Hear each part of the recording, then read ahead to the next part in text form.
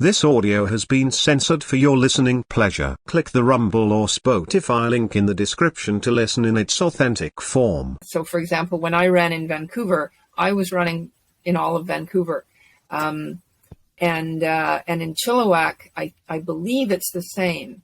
And there was at least one slate that was running together in Chilliwack. And I don't know if the chair of the board at this time, I don't know if she was running with a slate or on her own. But certainly one thing that the unions do in BC is they actively endorse certain candidates. So they'll I don't know how far it goes, but they do, they make it very clear who they want to see in. And then but aside from the elections, because one of the points Peter made is quite true, that teachers preferentially vote in elections, because teachers in school board elections specifically. So I would venture to say that all teachers, probably 90% of teachers vote, whereas probably 15% of ordinary people do, who don't know as much about what's going on in the school system. So I think the more important, partly because it's a bit of a cakewalk for the union to get elected who they want to see elected, I think one of the more important things that they do is they track school board politics really carefully, and they let trustees know what positions they want to see advanced.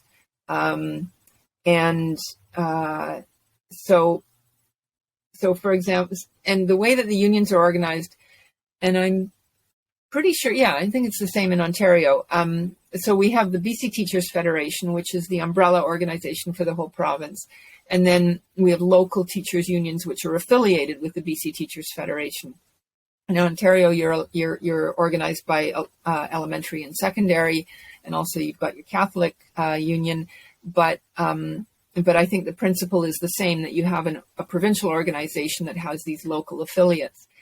So the local affiliates basically do the work of watching their school board affairs. And my guess would be there's probably never a school board meeting that happens without a teachers union representative actually in attendance.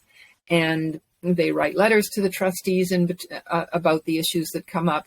If a trustee wants to make a motion, for example, they have to do like a notice of motion in advance, or they submit it one meeting, it gets voted on the next meeting. So the union has plenty of time to make sure that all of its captive trustees know very well what the union's opinion is and what the arguments are and what should be on the record and what shouldn't be on the record. And they stage manage the thing pretty carefully. Interesting.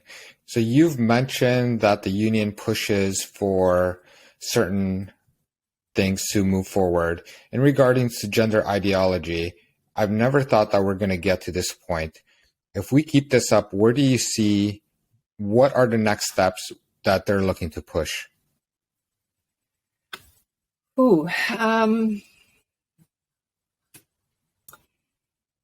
That's a tough one.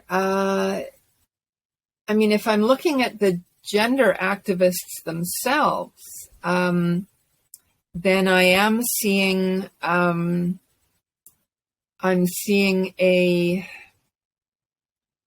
certainly a reduction in the stigma, in sort of the significance of age in sexual relations, whether it's lowering the age of consent, or sort of destigmatizing relationships between adults and kids. This whole love is love and love knows no limits and all that stuff just has really strong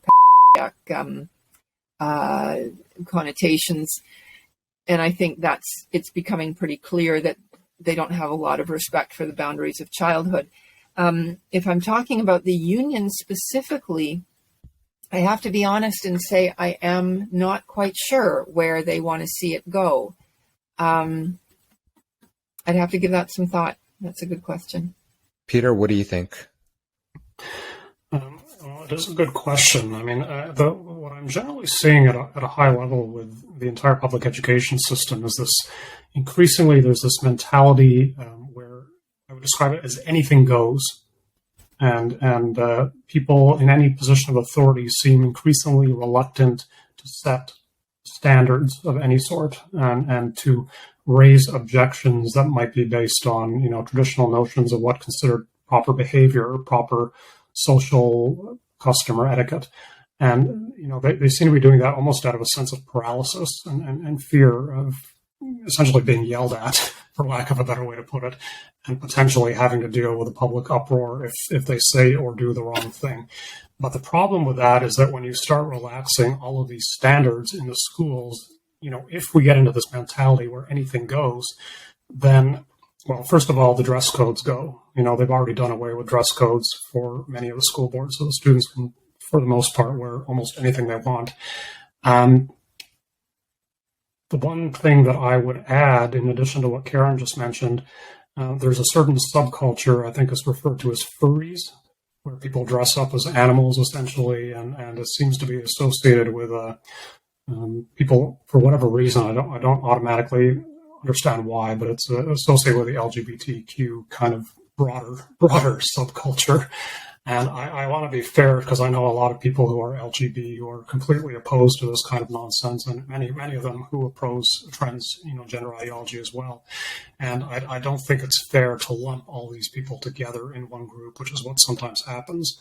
I don't personally have issues myself with, sexual orientation as an issue, but I do think that this tendency to become increasingly tolerant and refuse to raise concerns about any type of subculture within our society is showing up in the schools. And I can see potentially in 10 years' time, maybe less than that, where things will be permitted today, or at that time that maybe still would be considered questionable today, one of which might be allowing students to come to school dressed in all sorts of crazy costumes because they identify as animals or comic book characters or anime characters or, who knows what. And nobody wants to challenge their quote unquote identity because, identity is suddenly seemingly the be all and end all of sort of the way the left wing is currently seeing the world. So they're almost willing to allow anything to go, no matter how absurd.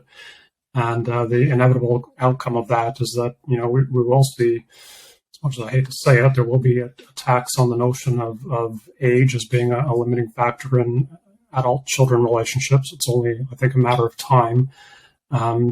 And I think we'll see increasingly absurd, situations with furries and God knows what else they'll come up with in the next 10 years. But it's a symptom, I think, of an underlying problem with our entire culture, which is sort of this postmodern idea that, all ideas are equal and that anything goes, and anybody that raises objections is just doing so from a position of power and oppression, which is, the sort of critical theory-based thinking, which is so damaging to our society and to our schools. It destroys professionalism, it destroys discipline, it destroys academic standards, and it leaves essentially chaos in its wake. It just takes time to roll out. And I think this has been going on for decades. We're now really starting to see the fruition of it in our public schools. And in the short term, I don't see it getting any better. I think it's going to get worse. Well, you always know who's in power because those people are the ones silencing everybody else.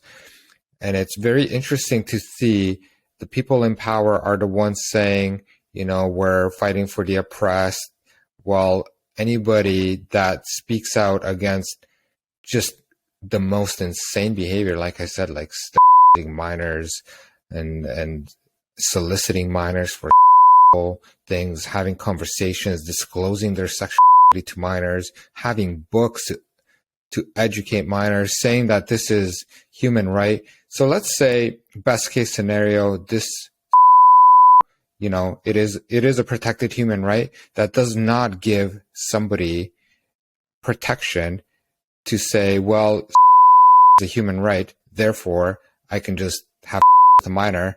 I think they're trying to lower the age of consent so they can make the two fit together. The terms that I've been hearing is minor attracted people, which is kind of the more sympathetic term for pedophiles. And a new term that's emerging is adults attracted minors. So they're trying to also make the children seem like they want to consent, they want this. And of course, this is all part of the child saying, we know what's better, it's okay. And yeah, it's very disturbing.